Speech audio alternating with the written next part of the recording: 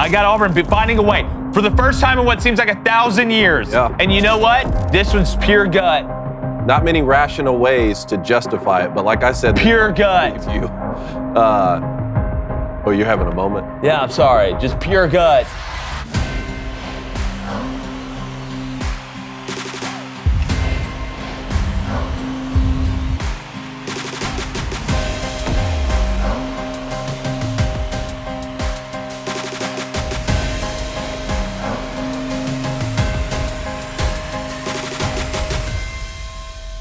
What's up, everybody? Thanks for joining us again here on another edition of Crain and Company. And for making us a daily watch or listen or both, we appreciate it. Remember, without you, there is no us. And the prediction train, well, fellas, it's just going to keep rolling on as we have former Michigan quarterback David Cone, who we've done a prediction for already for the regular season. To my left, former Western State Colorado wide receiver Blaine Crain.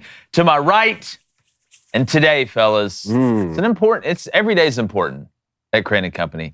But we're going to be predicting the regular season for the Auburn Tigers. Hey, how we feeling? let's go. How we feel, Blaine? Instant reaction. How are you feeling about it? Not great. Not great. That's better than how I feel. Not great. Great, but not great, but not great, but great. Yeah. Cone, when you look at Hugh Freeze, and we're going to go game by game. Remember, this is just regular season. We're going to get to who we think wins what conference, who makes the playoff, who wins the Natty, who wins the Heisman here shortly.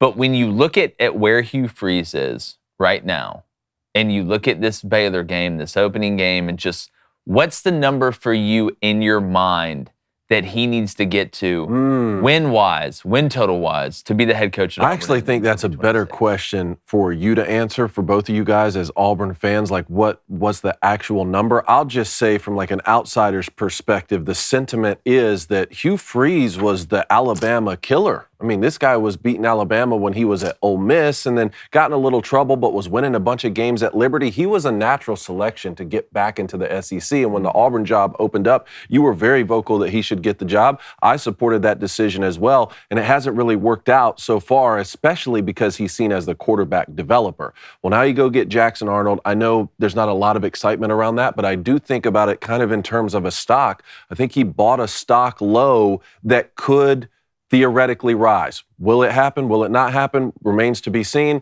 We're going to find out week one because this Baylor team is pretty good. I mean, I'm not going to give away all my predictions just yet, but I think you got to get to 8, right? See, to me, it's either 8 or the right 7. And if they go 7-5, that means the right 7 means you have either beaten Alabama or Georgia or both, which I know is counterintuitive if you think they're going to go 7-5. I do wonder, though, if he were to go 6-6 and beat one of Alabama and Georgia, does Auburn keep him around for 2026? Blaine, what is the number? And it can be a couple, and give me circumstance on it. In your mind, what's the number to guarantee that Hugh Freeze? 8. Man, I want that hoodie really bad. He's got on right there. Yeah, I've never seen that before. It's 8. It has to be 8, not the right 7. 8 with a win over Bama or Georgia, and he could get away with 7.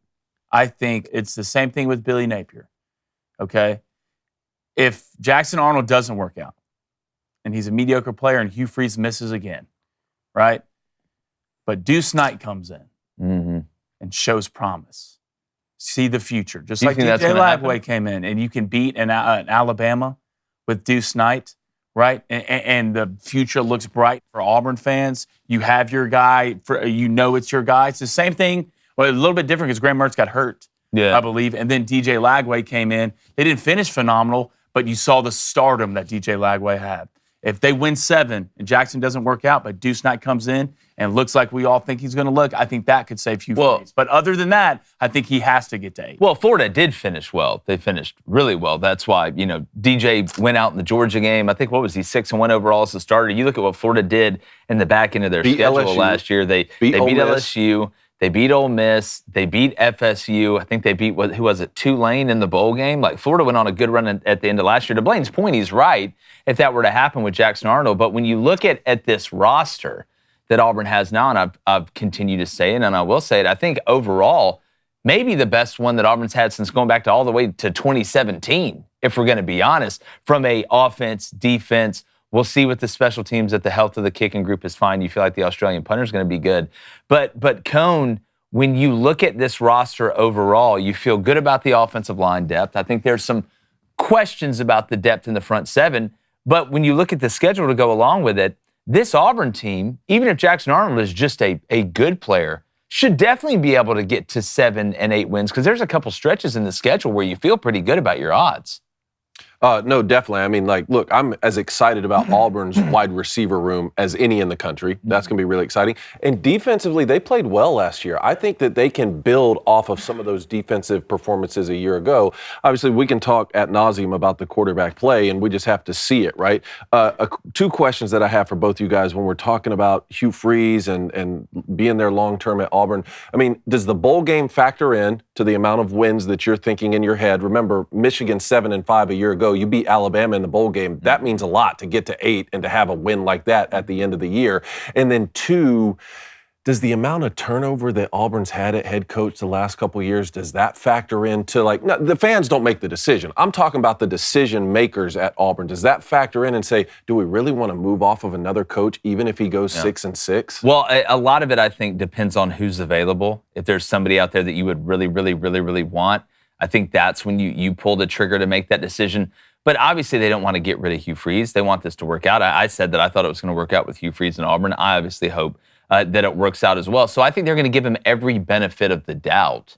To your point about the bowl game and being the 8th win, yeah, that'd be huge. You'd consider that 8. It'd be nice to go back to a bowl game and win a bowl game and get some of that momentum going into the offseason as you get ready for a year where the expectations are going to be even higher if it's a 7 or the 8 win mark. But to me, I don't think the Auburn administration is like hanging on a cliff right now of whether to fire Hugh Freeze early or not in the season unless it just all falls apart. I think they want to give him a chance. I mean, yeah, I think they want to give him a chance, but if you go 6-6, you're fired.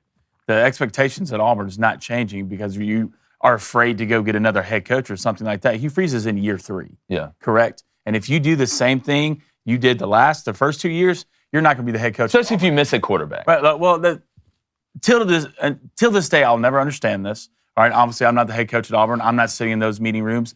But for him to double down on Peyton Thorne the next year, I'll never understand. Yeah. I'll never understand. And to be honest with you, with the talent that was in the transfer portal at quarterback this year, for you only to come out with Jackson Arnold, I don't think it's good enough anyways. We'll see what he is on the field. But right now, if you're Hugh Freeze, you go 6-6, 7-5 without beating anybody important, you're not going to be the head coach. It's a make it or break it year for Hugh Freeze. No, it is. It is. But the problem, and David, you bring up how good the defense was at points last year, and you're right, they were really good on 1st and 2nd down. Sure. Auburn's got a clutch moment problem right now. And the only way you get out of that is by going and making plays in the game when it matters the most. Offense, right? The biggest moments, there was a couple that were positive, but you kind of found a way to lose games. On defense, bring up the 3rd down again. Blaine talks about it all the time. I've never seen a team rush 3 and blow more coverages behind it on 3rd down and long than what Auburn did. So until Auburn can get that clutch factor back, all the other stuff is a moot point. But you feel like you got the guys to put yourself in the position to have the opportunity to make those big-time plays. And all it takes is one to flip it. I mean, let's even go back to the Texas A&M win last year. Bro, Texas A&M dropped a wide-open pass in the end zone that would have got that game to another overtime. Well, yeah, I mean, like the amount of games that Auburn blew leads is that what worries me. Players can only do so much. Sooner or later, it comes down to coaching, right? Auburn, from a yard standpoint, was one of the best in the country. Mm-hmm. From a red zone standpoint, one of the worst in the country. From a turnover standpoint, one of the worst in the country. Auburn outscored their opponents 88-41 in the 2nd quarter. Opponents outscored Auburn 89-65 in the 4th quarter. That's coaching. Yeah, right. That's halftime adjustments. That's halftime adjustments. So that has to get fixed. And I think this year, from a red zone standpoint, it can get fixed because now you have what? You have 2 weapons. Yeah. Eric Singleton Jr. is going to be a red zone nightmare, especially if you man him straight up. He can be the difference when it comes to that. So it's not only the talent on the roster, but the coaches making the right decision when it has to change for all. Yeah, because look, coaches have bad games too. Sometimes coaches play bad. We've all seen Let's get into this. All right, let's get into this schedule. Again, it's just the 12 regular season games. And boys, the first one's huge. Mm-hmm. And at Waco, Dave Aranda and Baylor turned it around last year. A lot of people are high on Baylor. Sawyer Robertson coming back, did a great job taking over for DeQuan Finn. You really like their wide receiver room. And it is on the road. And with Jackson Arnold, we're not going to know until we know. Like, regardless of what happens in practice, we're not going to know until we watch this man under the lights when it counts the most, what he's going to be able to do. But when I look at this Baylor-Auburn game, and we have a great preview of this game, too, on our YouTube channel, I think the biggest advantage, I think Auburn's roster overall is better than Baylor's. Not by leaps and bounds, but better. But I think the difference in this game is the edge of the line of scrimmage. Baylor's offensive line, their guard and center combo are really, really good. Really, really good. There's some questions at tackle and depth at tackle. On the defensive side, they got one, I know for sure, one interior defensive lineman that can really play. Another guy I'm interested to see, but rushing the passer-wise, where are they at and how much depth do they have? So I do think Auburn is going to be able to control the edge of the line of scrimmage, which means you control the line of scrimmage. I've got Auburn in a game where I think Baylor makes some mistakes late, and I got Auburn winning a close one on the road in Waco. A huge win. Hugh Freeze, I hate using the term must win, David, especially early in the season. Yeah. But when you look at the context and the circumstance of where Hugh is and where Auburn's program stands, this would be a massive one. I got them finding a way to beat a team that could win the Big 12. Yeah, I wouldn't say must win either, but maybe better win. Yeah. You better win. Yeah, better not lose. I think it's going to be a dogfight. Yeah. I got Auburn in a close one, winning this one, game one on the road. But let's don't forget Dave Aranda needs this too. Yeah. Dave Aranda really, not just this game, this season, Dave Aranda needs to have a really good showing at Baylor like he did when he first got there. Also, like Jake said, we got a full preview of this game. You should check it out. And we're going to be live streaming this game. Yeah, it's on a Friday. Friday night. On a Friday, baby. All right, Blaine. Yeah. How the boys starting off? Be honest with me. No, I haven't beaten Baylor. Good job, Blaine. Well, I'll say this one: Baylor's offense for the second half of the season absolutely took off. Absolutely, Sawyer Robertson doesn't get talked about enough, in my opinion, just from a talent standpoint, arm strength standpoint.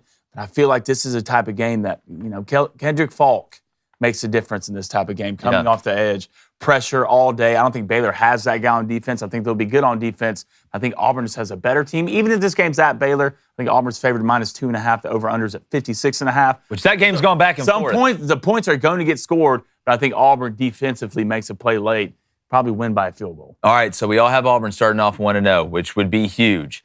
All right, next 2 weeks. Let's go and look at the next two. You get Ball State at home. We got a lot of respect for the MAC. Feel like, obviously, Auburn should win that game and out-athlete Ball State. Maybe Deuce Knight gets some run. And then South Alabama.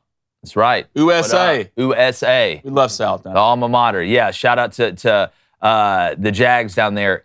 If they still had Gio Lopez, who's now at North Carolina, I'd actually be a little bit concerned about this one because he's got some witch in him. He's the Group of 5 version. Well, that's a knock on him. He looks a lot like Tua in the way he plays. He's not Tua. I think he's actually a little shorter than Tua, but he's got some witch ability about him. I just don't think South has enough coming up. I'm shocked that Auburn scheduled this game. Typically, Bama doesn't play Troy. Auburn doesn't play, South Alabama, UAB, because, God forbid you lose that game. You'll never hear the end of it within your own state. But I'm assuming we both have Auburn. Double check marks for me. Yep. 3-0. 3-0. 3-0. Probably ranked top 15. 3-0 top. I mean, Auburn starting out. Probably top 20, top 25, somewhere around there. All right, then. Oh, geez, here we go. You're going on the road to Oklahoma. Game you blew last year at home, buddy. You blew it like bubbles at a birthday party in the second half. Peyton Thorne just throwing it right to people and not handing the ball to Jarquez Hunter. Anyways, sorry, I'm freaking out. Ed Norman, I got Oklahoma. They're a sleeper playoff team for me. I'm not telling you whether they're going to make it yet or not. But y'all know how I feel about Johnny Mateer, Arbuckle coming over. It's got a minor injury right now in fall camp, but he's always got a minor injury. I think he'll be fine. I think this Oklahoma team's a problem. Another name to keep an eye on, Giovanni Gibson. Everybody keeps talking about Deion Burks. Giovanni Gibson can absolutely go get it too. I think Oklahoma just too much for Auburn there at home after beating Michigan in week 2. Give me John Mateer and the boys to give Auburn their first loss, to put Auburn to 3-1 with a trip to College Station next week. Ew, puke, gross. I think John Mateer freaks out this game. I got Oklahoma winning this one. And if, like you said, Oklahoma does beat Michigan at home in week 2, that'd be a 4-0 start for them. Cooking. This game was at the Jungle. It might be a little bit different in my opinion. You got to remember, Auburn had a 21-10 lead going into the fourth quarter. Peyton Thorne threw 3 touchdowns, but he also threw a pick. They basically had us playing wide receiver. So this is another game that Auburn blew. I think it's going to be interesting. Jackson Arnold going to Oklahoma. I'm going to see how the fans welcome him a little bit. I'm sure it won't be that nice, but it's not a bird. It's not a plane. It's John Mateer, and that'll be the difference. Yeah. All right, so we all have Auburn 3-1. 3-1. Then the next week, guess what? You have no time to lick your wounds. You got to go on the road to College Station in a revenge game for A&M. Because if we're being honest, you can point to that Texas game, last game of the year for A&M, getting them at home. You had your opportunity, you lost. But if they beat Auburn, they're in the college football playoff. You think so? I think they're in. I think they're in. They would have been another one of those 9-3 teams. Well, I thought they'd have been 10-2. Because didn't they end up going 9-3 last year? No, or were they 8-4? I thought it was because to beat Texas, they had a shot at the SEC championship. That's right. I could be wrong. That was all right. So, look, again, what happened last year, A&M, that overtime game was one of the best games of the year, I thought. I'm higher on Marcel Reed than a lot of people are. I don't think he's getting talked about enough. I think what Mike Elko did in year one, they're only going to be better in year two. They're only going to understand that defense even more. And now Marcel Reed's had a whole offseason with Colin Klein. You bring in KC Concepcion. They've got weapons on offense. Think up front on the line of scrimmage, A&M's going to be just fine. I think they beat Auburn to put Auburn to 3-2 and 0-2 in the SEC, and people starting to get a little bit nervous with Georgia on the horizon. So you have Texas A&M? I got A&M winning that game at home, and I've got Auburn at 3-2 at this point. Man, I've got the exact same thing right now. Sorry to be boring, but I got 3-2. Oh, we got to tell you A&M holding serve at home. Well, I think Texas. I know more about Texas A&M team than I know about this Auburn team. Yeah. Remember, Auburn was up 21-7 going into halftime last year. This game ended up going to 4 Auburn overtimes, and Auburn ended up winning. But I think the A&M roster is a little bit different this year. I think Le'Veon Moss is going to be the difference in this game. So I have A&M winning. Close one. I think Auburn plays well. I think A&M pulls it out. What if you could delay your next 2 mortgage payments? Wait, you can do that? Wait, can I do that? Hold on. That's right. Imagine putting those 2 payments in your pocket and finally getting a little breathing room. It's possible when you call American Financing today. If you're feeling stretched by everyday expenses, groceries, gas, bills piling up, you're not alone. Most Americans are putting these expenses on credit cards, and there doesn't seem to be a way out. American Financing can show you how to use your home's equity to pay off that debt. You need to call American Financing today before you get to a point where you can't make those payments. Their salary-based mortgage consultants are helping homeowners just like you restructure their loans and consolidate debt, all without upfront fees. And their customers are saving an average of $800 a month. That's like a $10,000 raise. It's fast, it's simple, and it could save your budget this summer. Call now before it's too late. 866-85-1081.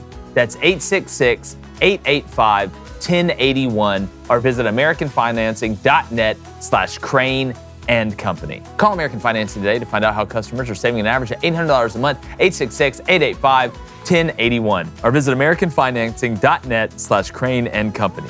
NMLSConsumerAccess.org, Vanity Phone and URL 866-885-1081, AmericanFinancing.net/Crain and Company. All right, so 3-2. Started off feeling good about yourself at 3-0, get a nice win at Baylor. Not ranked. And all of a sudden, not ranked. Yeah, not ranked anymore. You get a bye week. Yes. And then Georgia comes to town. And if you watched our Georgia preview, you already know where I'm standing on this. Georgia's roster is better than Auburn's. It's better than Auburn's. I'm interested to see Gunnar Stockton and his ability to maybe be able to show some touch, maybe not just throw everything 100 miles per hour in there. But there's always a game with Georgia, whether it's against regardless, against a team that's inferior to them, where they don't play up to the standard that we normally see at Georgia. Auburn and Georgia is one of the oldest rivalries we have. It's the Deep South's oldest rivalry, according to most. I think Auburn, after dropping 2 in a row, getting that bye week, having to have it, finds a way. Something crazy happens. It's a blocked punt. It's something out of the ordinary happens in Jordan-Hare late. Gunnar Stockton throws an interception late when Georgia's driving. And Auburn finds a way to beat Georgia to go 4-2. And give Georgia their first loss, according to what I have, of the season, because I haven't beaten Kentucky and Bama the weeks before that. I got Auburn finding a way for the first time in what seems like 1,000 years. Yeah. And you know what? This one's pure gut. Pure gut. Not many rational ways to justify it, but like I said, pure gut. Oh, you're having a moment? Yeah, I'm sorry. Just pure gut. Staring at me. No, yeah. I was like, David, finish. Let's go ahead, David. Sorry. Many of the same things, man. It's hard to rationalize it. I mean, if the game were in Athens, I wouldn't think twice about it. If it were on the plains, but say like week 1, I'd have Georgia winning. But just the way that it's sandwiched in here, I mean, it'll be Gunnar Stockton's second true road test. Auburn has a bye week the week before. I got them 3-2 leading into that game. There's a lot of pressure. I don't know. It's just a gut thing. I may be absolutely embarrassed by this prediction on October 11th, but I got Auburn holding serve in Jordan Hare. Both y'all. Somebody check the baby's diaper. It smells funny in here. Georgia's got too much talent on this roster. I think it'll Too be much. Too much. It's not Auburn. The Auburn Pure crowd. gut? The Auburn crowd will keep Auburn in it. But I think at the end of the day, the cream will rise to the top. Georgia's one of the most talented rosters in the country. So I'm taking Georgia and a pretty comfortable win in this game. I can't. What, so you've got Auburn at 3-3. Hey, he's so calm right now saying that. He is. Fourth quarter, Auburn's up 3 with 6 I minutes hope left. I'm wrong. Oh, I can't wait. God, to I hope see I'm it. wrong. Yeah, we'll see. Every bit of me hopes All I'm right, wrong. so I've got Auburn at 4-2. Same. Cone does. You got Auburn at 3-3. Yep. And next week, they get to host Missouri. Now, I'm telling you, this Missouri team, like we said, there's some sneakiness to them, I think. But here's a big problem that they have, and I get that Auburn plays Georgia the week before. Well, Missouri plays Bama the week before this game. So that's going to be a physical war with the way they're going to run Bo. And I think the way this Missouri team is really going to be a solid defense, ball control style of offense, unless Prabula is just something in the passing game that at least I don't see coming. Not that he couldn't be. I think we're going to get a different flavor of ice cream from Drinkowitz. I think Auburn in an ugly game, in a low-scoring game, beats Missouri. I think it's within a score. I think this is a touchdown game. I think it's still in the air with about 6 minutes to go in the fourth quarter, but I think Auburn finds a way to move on and get to 1, 2, 3, 4, 5, 5-2 with the win over Missouri at home. Yeah, I think Missouri keeps this close. They're scrappy. Cam Coleman freaks out this game, maybe even has the game-winning touchdown catch. And just keep in mind, while Auburn is coming off the Georgia game, Missouri's coming off playing Alabama too. So it's not like they have a bye week leading up to this game. I got Auburn winning this one, and they go to what, 3, 4, 5, 5-2.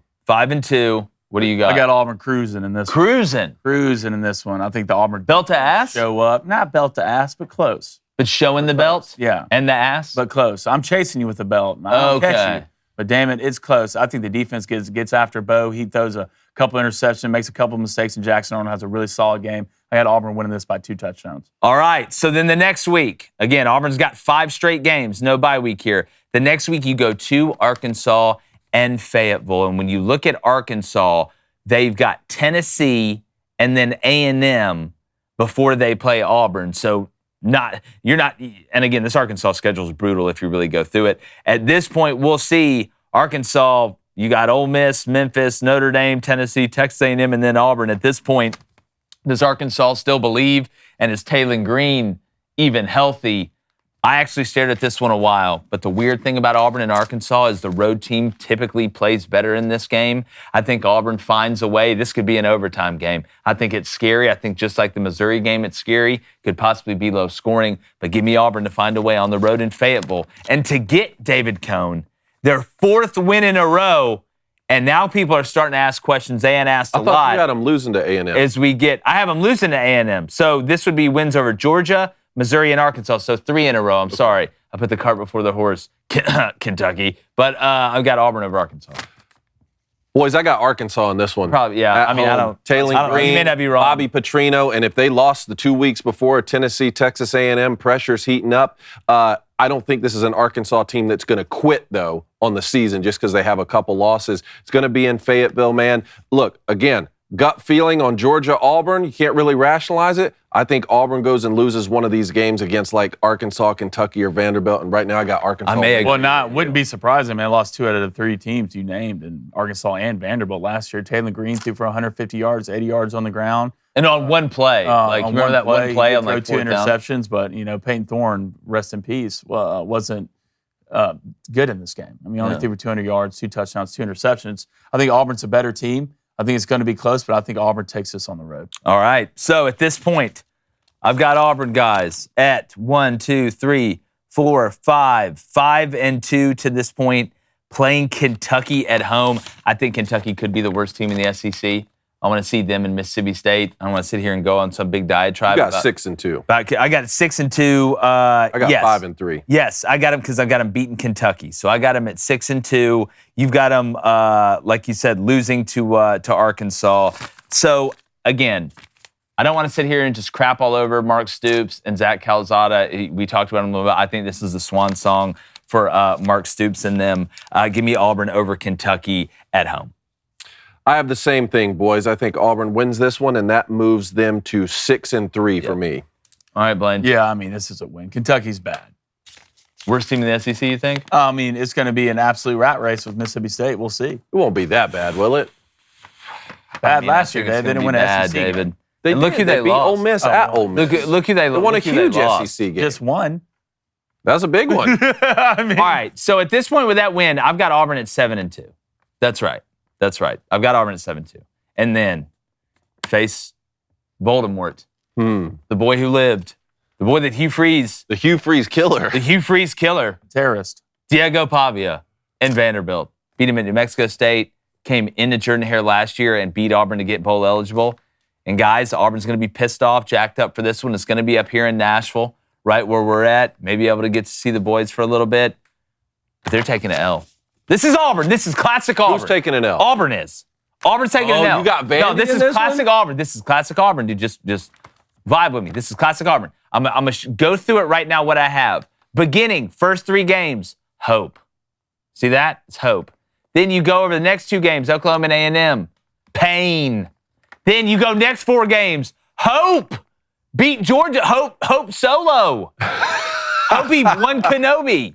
He knows about beating. But then all of a sudden, when the hope's at an all-time high, and you're sitting there at 7-2, and you could beat Vandy to go 8-2, you're going to beat Mercer to go 9-2, which means the Bama game at home, could put you in the college football playoff. What do? You go lose to Vanderbilt on the road.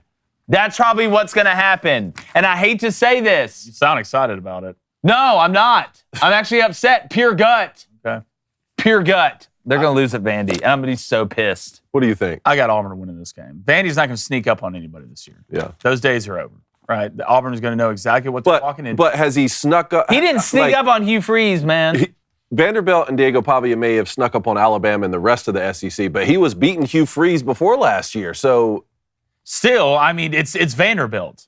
It's Vanderbilt. See, I'm not falling for this They were shit. Vanderbilt last year. This isn't going to be, look, sooner or later, a squirrel finds a nut every now and then, all right? This isn't going to be the same Vanderbilt team that was last year. It's not. Diego Pavia didn't play good against Auburn, and they still won because Peyton. Well, that doesn't make me feel any better. I mean, he threw for 140 yards. He played that doesn't bad. make me feel better. Auburn had 7 points in that game. Yeah. Diego Pavia didn't win that game. That's the Vanderbilt's scary defense won that game. That's the scary part. Auburn's offense is not going to be what it was last year. I hope you're Not. right. And their defense is just as good, if not better, at Auburn than it was last year. Vanderbilt's not sneaking up on anybody. And pencil this in. Auburn's not losing to Vanderbilt. Okay, all right, pencil it in. You know what? I really agree felt with good him. about it. You I write it agree with in. him. Thank you, I think David. Auburn comes up here to Nashville and makes David. a statement. Thank you. Absolutely. Well, good. Statement. Awesome. Hey, I hope Hugh you're right. Freeze killer, not this year. I hope you're right. Hugh Freeze tags him back. Here's the problem, though. I've just been on this ride for 35 years, so Yeah. I know how it goes. I'm just telling you, all right,